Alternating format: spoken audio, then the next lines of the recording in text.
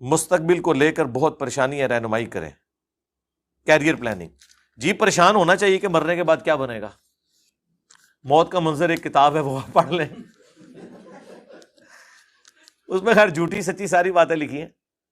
Career planning کریں جی، آپ کا حق ہے۔ صحیح مسلم میں حدیث ہے، تقدیر کے چیپٹر کی آخری حدیث ہے، اے ابو ہریرہ جو چیز تمہیں نفع دے اس کے لیے پوری کوشش کرنا، سستی نہ کرنا، کاہلی نہ کرنا، اور اللہ سے مدد طلب کرنا۔ لیکن پھر بھی اگر رزلٹ تمہارے خلاف آئے تو یہ نہ کہنا کہ میں یہ کر لیتا تو یہ ہو جاتا۔ یہ اگر مگر شیطان کا دروازہ کھول دیتا ہے۔ یعنی کوشش بھی کرنی ہے، سستی بھی نہیں کرنی۔ دروشی پڑھ کے پھونک کے خالی پیپر نہیں دے کے آنا، انشاءاللہ فیل ہی ہوں گے، کیونکہ آپ نے پوری حدیث پہ عمل نہیں کیا۔ پوری حدیث یہ ہے، سستی نہیں کرنی، کاہلی نہیں کرنی، اور پوری کوشش کرنی ہے، اور پھر اللہ سے مدد طلب کرنی ہے۔ اللہ کی مدد بعد میں ذکر کی۔ دنیا کو اللہ نے اسباب کے ساتھ جوڑا ہوا ہے، تو سارے معاملات کو لے کے چلیں، اللہ تعالیٰ بہتری کرے گا انشاءاللہ۔ علی بھائی میرا سوال ہے کہ حضرت عیسیٰ علیہ السلام اس دنیا میں دوبارہ آئیں گے؟ جی میں نے غامدی صاحب کا جو آپ نے ذکر کیا، میں نے پوری ویڈیو ریکارڈ کرا دی ہے، حیات مسیح اور نزول مسیح علیہ السلام، ایچ ڈی ریکارڈنگ کے اندر ہے۔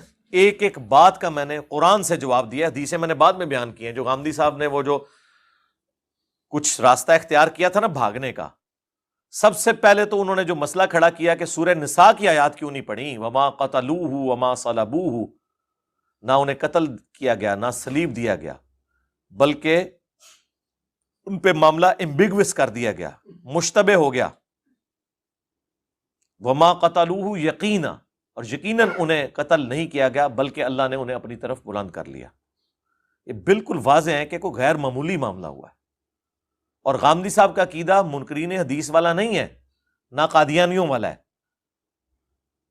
قادیانی تو کہتے ہیں وہ مر گئے اور ان کی قبر فلاں جگہ ہے۔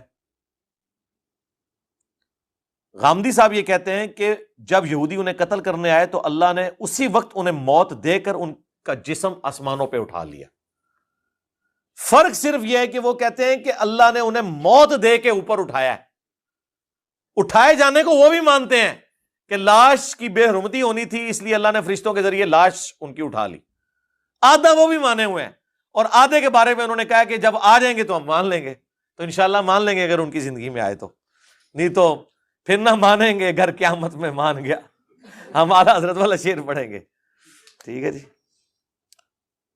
احرام مصر کے متعلق کچھ اسلامی تعلیمات اگر ہوں۔ اسلامی تعلیمات کا اس کے ساتھ کیا لینا دینا ہے میرے بھائی؟ احرام مصر کے ساتھ مطلب اس میں یعنی جب کھڑے ہوں گے تو قبلہ کس طرف آتا ہے یہی میں بتا سکتا ہوں، اس میں کھڑے ہو کے نماز ہو سکتی ہے کہ نہیں ہو سکتی یہی میں بتا سکتا ہوں۔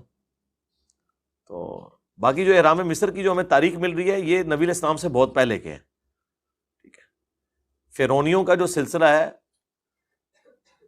ایک تو وہ ہے جو ہم جانتے ہیں حضرت موسیٰ علیہ السلام، وہ بھی کم از کم نبی علیہ السلام سے 1400 سال پہلے ہے، یعنی 8 سے 3000 سال پہلے تو ایٹ لیسٹ وہ فرعون تھا جس کے خلاف موسیٰ علیہ السلام کھڑے ہوئے۔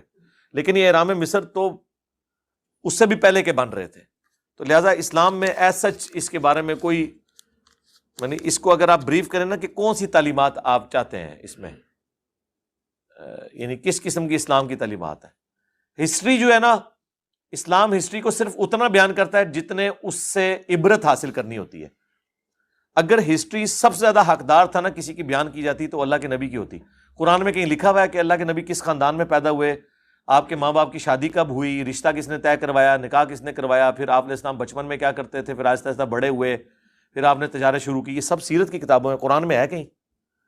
قرآن صرف آپ کی زندگی کے اور اگلے انبیاء کی زندگی کے بھی انہی پہلوؤں کو اجاگر کرتا ہے، اور ان کے مخالفین کے بھی ان پہلوؤں کو جس سے آپ نے عبرت پکڑنی ہے۔ فرعون کا ذکر آیا، اس کے کفر کا ذکر آیا، ٹھیک ہے۔ قرآن عبرت کے لیے چونکہ تذکیر والی کتاب ہے، وَأُوحِيَ إِلَيَّ هَذَا الْقُرْآنُ لِأُنذِرَكُم بِهِ وَمَن بَلَغَ۔ قرآن اس لیے وحی کیا گیا تاکہ میں تمہیں اس کے ذریعے ڈر سناؤں اور جس تک یہ کتاب پہنچ جائے۔ آخرت کا ڈر سنانے والی کتاب ہے، لہذا جتنی ضرورت ہوتی ہے اتنا بیان ہوا ہے، باقی نہیں ہوتی اس طرح بایوگرافی چیزیں۔ کیا زمین پر آنے کے بعد شیطان نے کبھی اللہ کی طرف رجوع کی کوشش کی؟ نہیں، کوئی نہیں کی۔ اس کے بعد تو کوشش وہ کر بھی نہیں سکتا۔ یہ علماء نے جو واقعات لکھے ہوئے ہیں نا، کبھی کسی کے پاس گیا جی میری صلح کرا دو، میرے مذاکرات کروا دو، یہ سمجھتے ہیں جس طرح ہمارے پولیٹیشنز کہتے ہیں جی ہماری اسٹیبلشمنٹ سے دوبارہ صلح کروا دیں، تو شیطان بھی آ کے ریکویسٹ کرتا ہے، یہ سب جھوٹ ہے. کیوں؟ یہ اس وقت تک تھا جب اللہ نے اسے موقع دیا تھا. اس کے بعد اس نے جب کہا نا اللہ مجھے قیامت تک موقع دے کہ میں زندہ رہوں، میں تیرے بندوں کو ورگلاؤں، تو اللہ نے کیا فرمایا تھا کہ ٹھیک ہے تجھے مہلت دی، لیکن قیامت کے دن تک کے لیے اب تجھ پہ لعنت ہے. تو اللہ نے اس پر مہر لگا دی اور قیامت کے دن تک اسے ملعون قرار دے دیا. لہذا اب یہ پاسبل نہیں ہے کہ اسے توبہ نصیب ہو. جب تبت یدا ابی لہب تب نازل ہوئی، 10 سال اس کے بعد بھی ابو لہب زندہ رہا.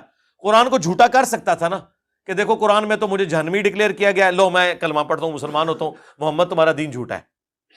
کتنا چانس تھا اس کے پاس کہ قرآن غلط ثابت ہو گیا.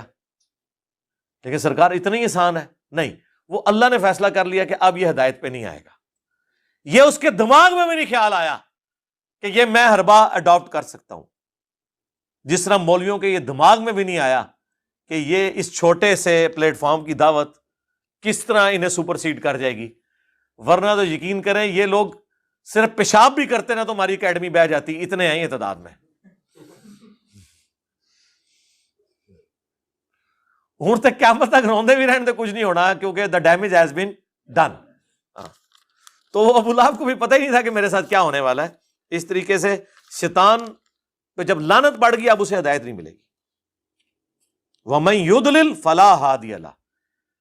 جب اللہ تعالیٰ کسی کے لیے گمراہی کا فیصلہ کر دے، لیکن وہ انیشلی گمراہی اس نے کمائی ہے، اس کے بعد اللہ نے مور لگائی ہے، ختم اللہ علی قلوبہم وعلی سمعہم وعلی ابصارہم. یہ اس لیے کہا جاتا ہے نا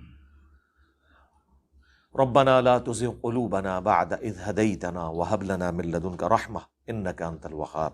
آمین.